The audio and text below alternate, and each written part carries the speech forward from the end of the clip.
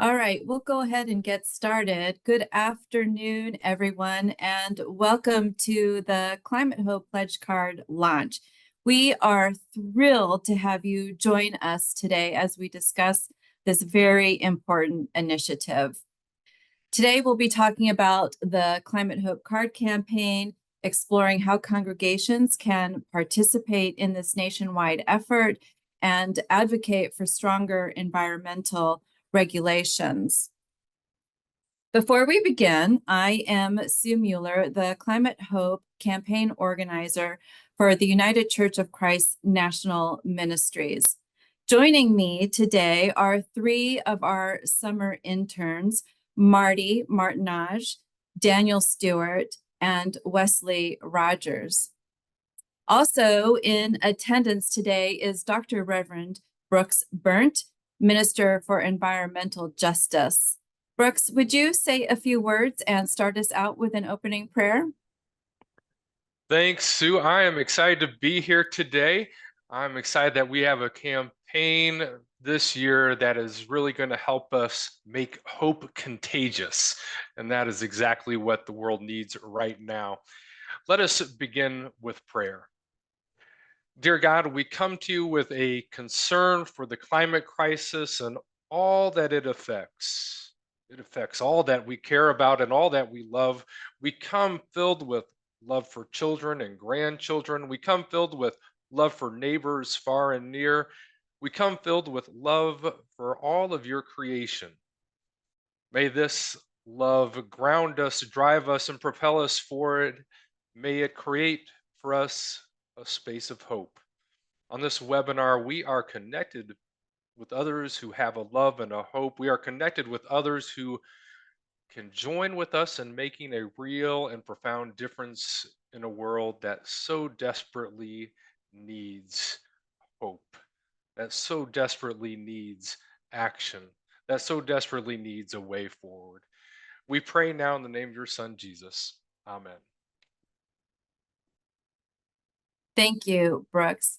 Now, I am going to invite our interns that are with us today to introduce themselves and say a few words. Marty, would you go first, please? Totally. Hi, I'm Marty Martinage. I'm zooming in from Arlington, Virginia. My home church is Rock Spring UCC, if that means anything to anyone out in the crowd. Very excited to see people from Waterville, Maine in the chat. My grandparents live there. I've spent a lot of time there as a kid. And also someone who's from Naples, Florida. My best friend in college was from Naples, so fun seeing those connections. But a big part of why I'm involved in this campaign is that nature has been a pretty big part of my weird twisting journey from growing up as a church kid to being very much like, oh, I'm not going to go to divinity school. What are you talking about? And then I spent several summers working at the nature camp that I grew up going to. Shout out Pilgrim Lodge if people are familiar. And now I am pursuing a master's in divinity with a big focus on nature. So my senses of faith and ecological justice and the way that the environment helps us to develop our senses of ourselves have always been really intertwined. So this work felt really important to me for that reason. And I also I like doing UCC stuff. It's a fun group of people. Thank you so much, Marty. Daniel? Hi everyone, my name's Daniel. I'm from Roarsford, Pennsylvania, home to a Roarsford UCC. There's so many UCCs around me. Pennsylvania, southeastern Pennsylvania is a really exciting place to be part of this community. And I see a couple of Pennsylvanian people as well. Not familiar with Lidditz, but I'm gonna have to look you up afterwards. But yeah, I'm excited to be a part of this because I know personally, Pennsylvania in particular has sort of, despite being well insulated from climate change and the effects of climate change due to all of, honestly, the natural beauty that, like Marty was sort of alluding to, sort of the trees and all the wonderful ways and environmental initiatives people are doing to really insulate us from most of those effects. There's still have been some effects that I've experienced personally. I have been diagnosed with Lyme disease and Bartonella, and I'm still experiencing chronic sort of repercussions from those. And the spread of vector-borne illness is something that, especially in the Northeast, is directly attributable to climate change and raising temperatures, or which allow ticks to live longer in the winter. So I think it's a really important thing for us to be conscious about, even though we may feel sometimes more insulated than other people, I guess, speaking from the Northeast perspective on that. So yeah, I'm glad to be here, glad to be in community with you all, and I'm really excited for this summer. Yeah. Thank you, Daniel. A little fun fact about Pennsylvania and our art contest was that Pennsylvania had the most zip codes of all states that participated to submit artwork for the Vote for Climate Hope art contest. Wesley? All right. Hello, everyone. My name is Wesley Rogers. I am from Garden Grove, California, which is right next to Anaheim and Disneyland. I'm like 10 minutes away. So what drew me to this position and being involved in this internship was very personal for me. So I just graduated from Cal State Long Beach with a degree in environmental science and policy, but I am going to be doing a master's in the geography with a specific focus of how climate change impacts disabled people. I'm disabled myself and use a wheelchair. And one day someone asked me at one of my other climate activist meetings, how many inches of water can your wheelchair go through during a flood? And we had just had some historic flooding in Long Beach at the time. And that really struck me because, like, even as a disabled person myself, I wasn't thinking that far ahead. Even as a person that was so involved in studying climate change, I didn't even conceptualize that impact. And also when that person asked me, I was like, wow, I can turn that into an entire master's project. And that's what I did. I'm going to be starting that soon in the fall. But basically with that background and coming to this internship, really talking with people and getting people to realize that there are things that we can actually do in our own communities to prepare for these changes that we will be experiencing with climate change, or things that are already happening now. Just getting people to realize that, like, there's things that we can do that are tangible, and it's not like this huge, like, global thing that no one can stop. It's, even if there's some changes that are going to come in the future that we can't stop, we can at least prepare. And I think preparing is going to save a lot of lives. And I just wanted to communicate that with people. And I think doing this internship is going to be a really great way to do that. Thank you, Wesley. As you can see, we have a wonderful, wonderful group of interns this summer. There are 8 total. Not all could attend today, but the 3 that we have with us today, we are very proud of them, and all 8 as well. So now that you've gotten to know us a little bit, we'd like to get to know you a little bit. I see that some of you have already introduced yourselves in the chat. So if you have not done so already, please type in your name and where you are joining us from and the name of your church or organization. For instance, I'm Sue from the UCC National Office. So let's see our great, amazing community that has gathered here today. So now I'm going to share with you our slideshow.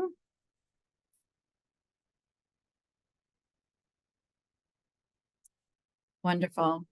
So before we go any further today, I would like to reflect on this year's Climate Hope Art Contest.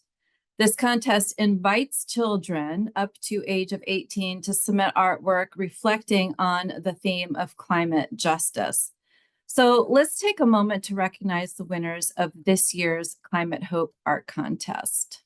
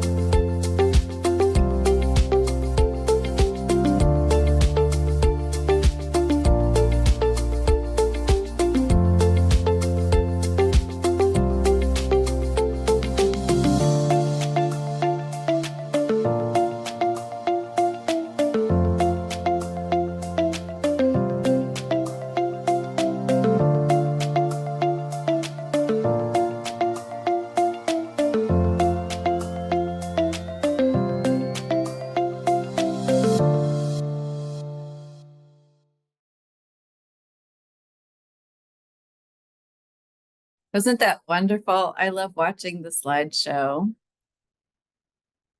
So now I'd like to show you our age category winners for our under 6 category, 6-year-old Alante from Hope United Church of Christ. For the age category 7 to 9 is Rebecca from Pearl City Community Church. For the age category 10 to 13 is 12-year-old Ember from Bering UCC. For our age category 14 to 18 is 16-year-old Pari from Southwood UCC.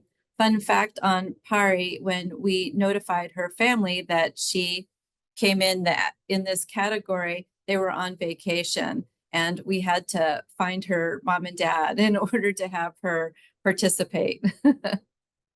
And our all-over winner is 12-year-old Charlotte from Glenside UCC. What drew us to her artwork was, first, it fits on a postcard. And the other reasons that we chose her is because when you look at the hands of the person that are holding the world, they aren't just one race. It represents all people. And the bracelets that are on the arms represent different cultures, the LGBTQ community, different races. And of course, all the rainbow of colors of the sunshine around the world. It spoke to us. And so ultimately, she became our overall winner. Here's a sneak peek at what the postcards look like. They feature artwork by Charlotte, our overall winner, and the message on the pledge cards encourages us to pledge our vote as an act of hope for present and future generations, and make a sacred commitment to a more just and equitable world for people of all ages, races, and walks of life. The timeline of the campaign starts basically today. Churches may begin registering today for postcards being mailed at the end of summer. Our interns have already begun visiting churches, farmers markets, and the likes, collecting pledge cards.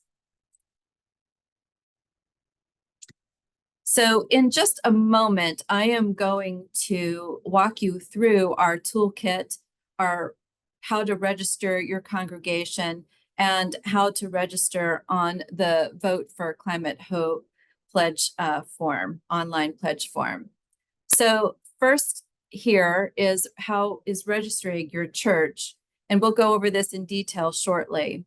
Registration begins today, as I said, and UCC churches across the country are going to be collecting Climate Hope voter pledge cards. For church registration, you'll be directed to choose between registering for 50, 100, 150, or 200 pledge cards. And when we get to the registration page, I will walk you through how to choose how many pledge cards for your church. The pledge card toolkit is the page where you can enter pledges. This is where you insert your contact information in this UCC data portal. Here you can register yourself and anyone else who has made a pledge. So here I'm going to stop share quickly, and we are going to look at our registration page.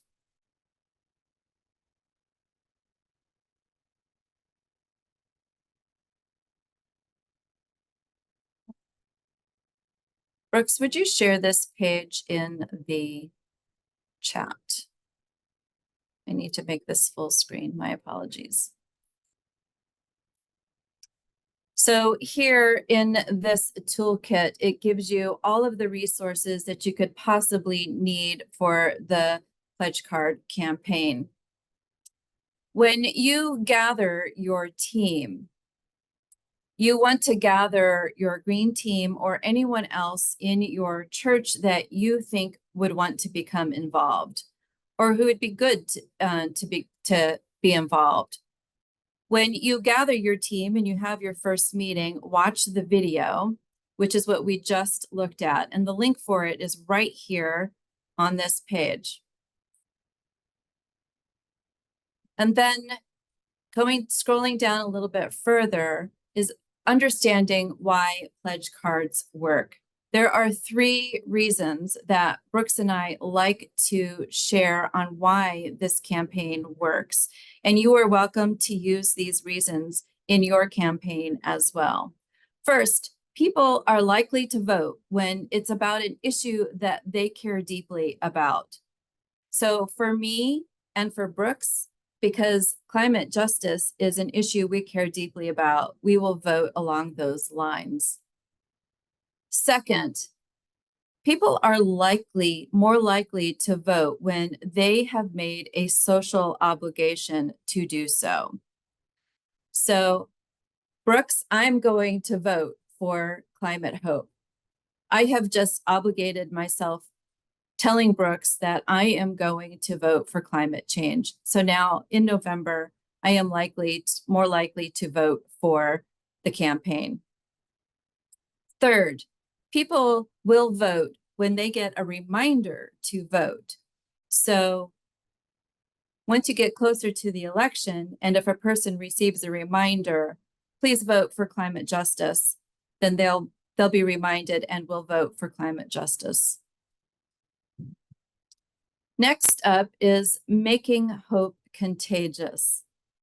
So this campaign is designed so that we can invite others to join the campaign. We make it easy. On the pledge cards, there is a QR code in which you can use to pledge. You can invite others to pledge. And if you're unfamiliar with how a QR code works, you simply open the camera on your phone and scan the QR code, and it will link you directly to the page. It's as simple as that.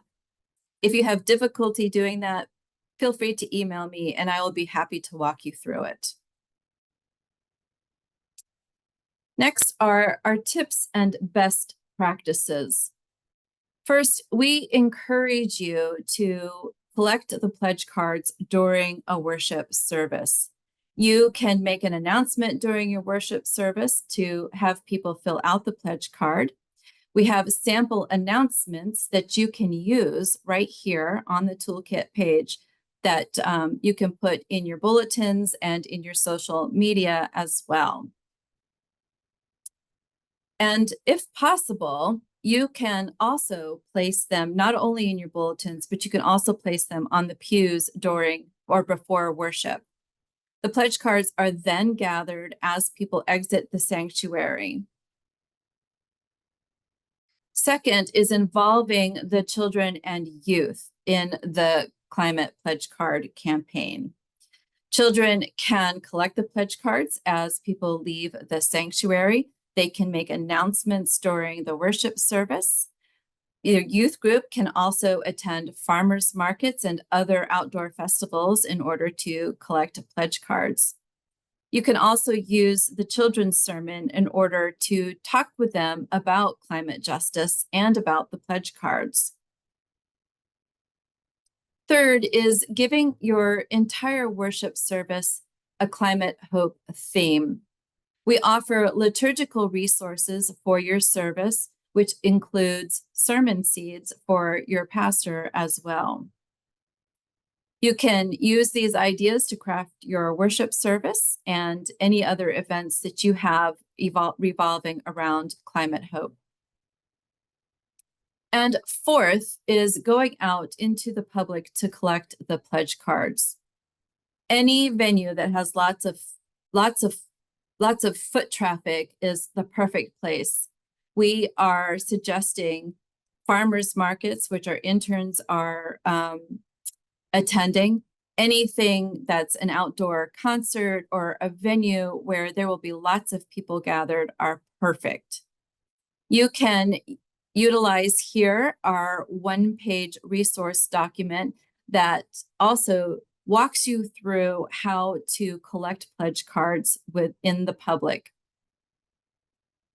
There's also a pitch worksheet here in this section that will help you craft what you would like to say as you're out gathering pledges. Data entry, which I am going to walk you through in just a few moments.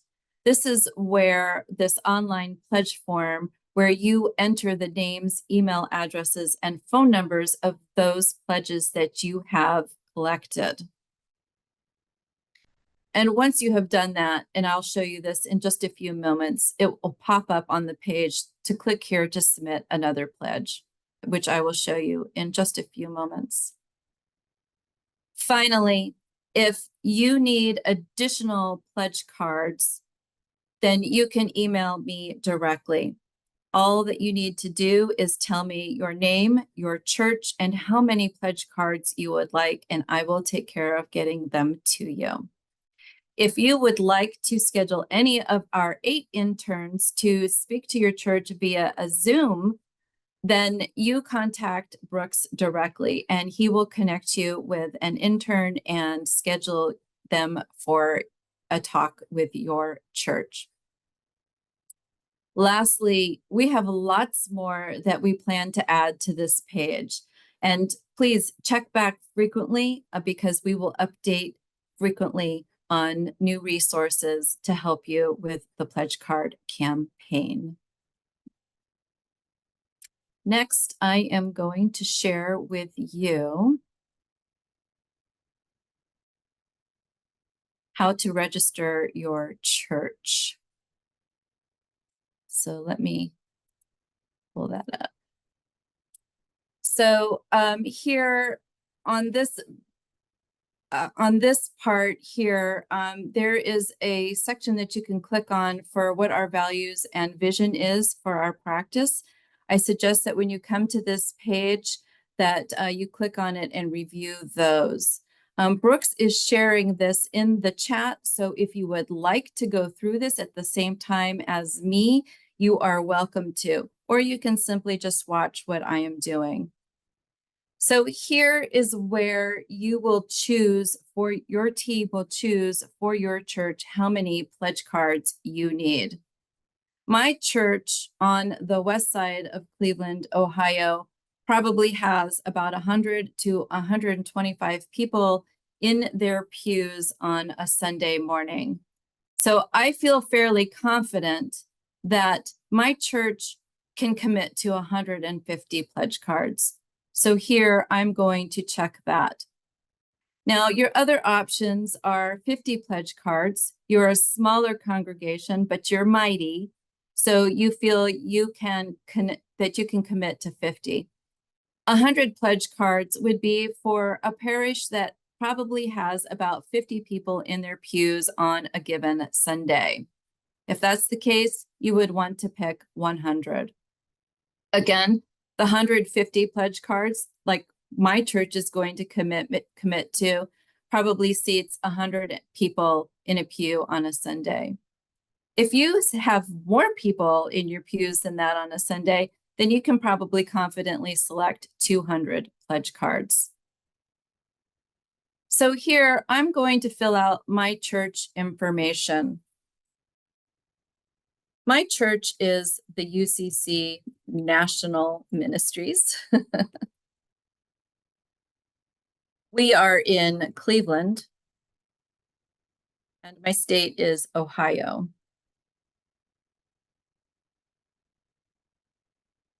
Here is where you would enter your contact person's information. In my church's case, I'm the contact person. So I'm going to put my first name and my last name. And here I am going to put my email. My email is muellers@cleveland kickoff@ucc.org. And oh, look, I have to confirm it here.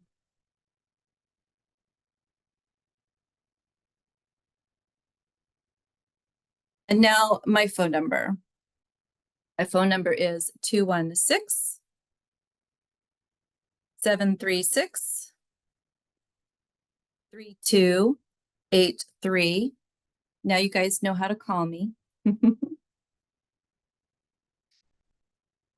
mailing information here is where you are going to check whether this is a church or a residence. In my case, I'm going to select church. And here, once you collect that, a drop-down menu will appear if you need to add an additional line for your church mailing address. Here is where you would put something along the lines like Sue Mueller, Climate Hope Campaign Organizer, Christian Education Director, Pastor, whichever it is. My mailing address is 1300 East 9th, Suite 1100,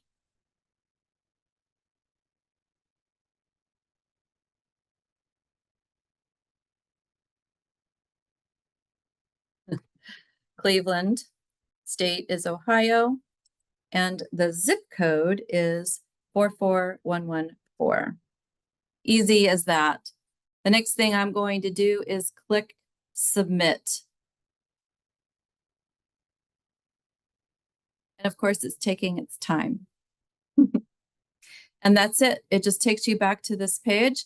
And if you need to, again, order additional pledge cards after, you can contact me directly.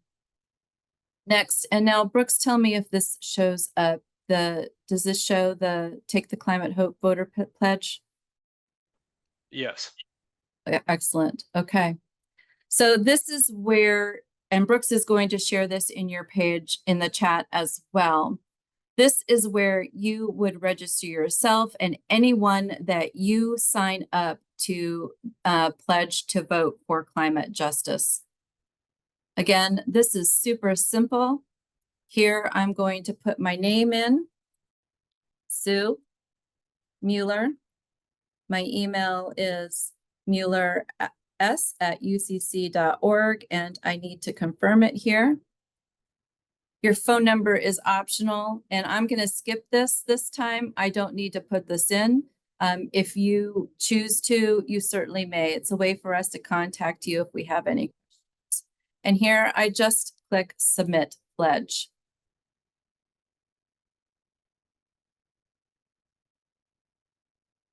And as soon as that goes through, this page will pop up, and then right here, it will say, click here to submit another pledge. So here you just simply click on this, and it takes you back to the page, and you insert the information for your next pledge.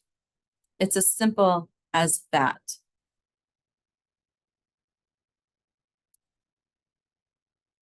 Now, if you have any questions that you would like to ask, if there's anything that we need to review, please pop them in the chat and we will answer any questions that you might have.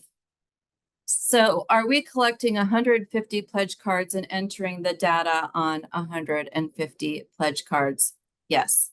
So if your church is committing to 150 pledge cards, then your team, not one person individually, would be entering the 150 names individually.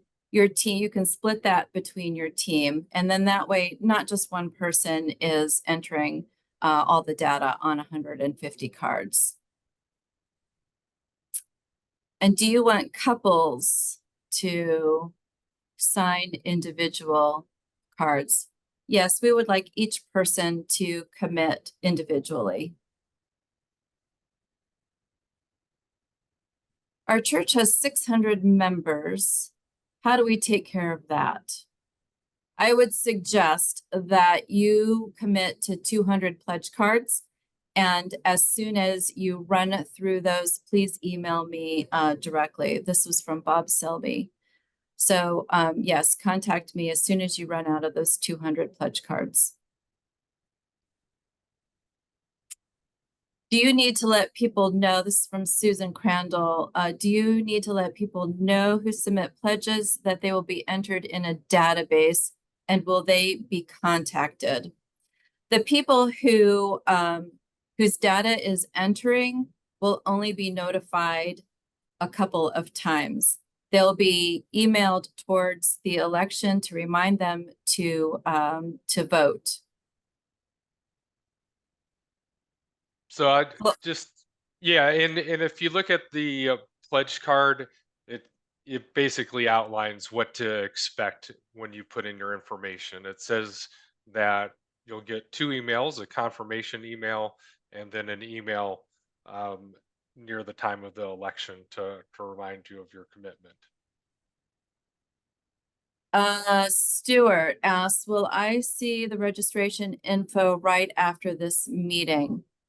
The registration info is up. It's live on our website. The links Brooks posted in the chat, and he can post those again as well.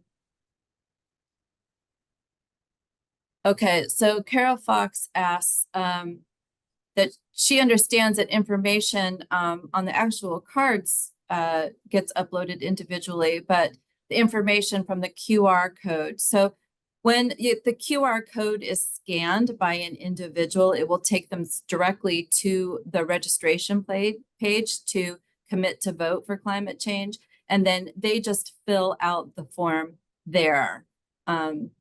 And if they have additional registrations for the pledge cards, then that same drop down will pop up and it'll say to register another individual. The exact verbiage isn't in my head right now, but you just click on that link and it'll take you right back to the page for the next person, for you to register the next person. Okay, and Bob says that they have over 1,200 members. My advice here is to do the same, commit to the 200. And when you need additional pledge cards, to contact me directly. Okay, I don't see any other questions. If you have further questions, please email me directly. I will say that I am at a convention all next week, so please CC Brooks on any questions that you might have for a quicker response. I will be checking emails, but not regularly.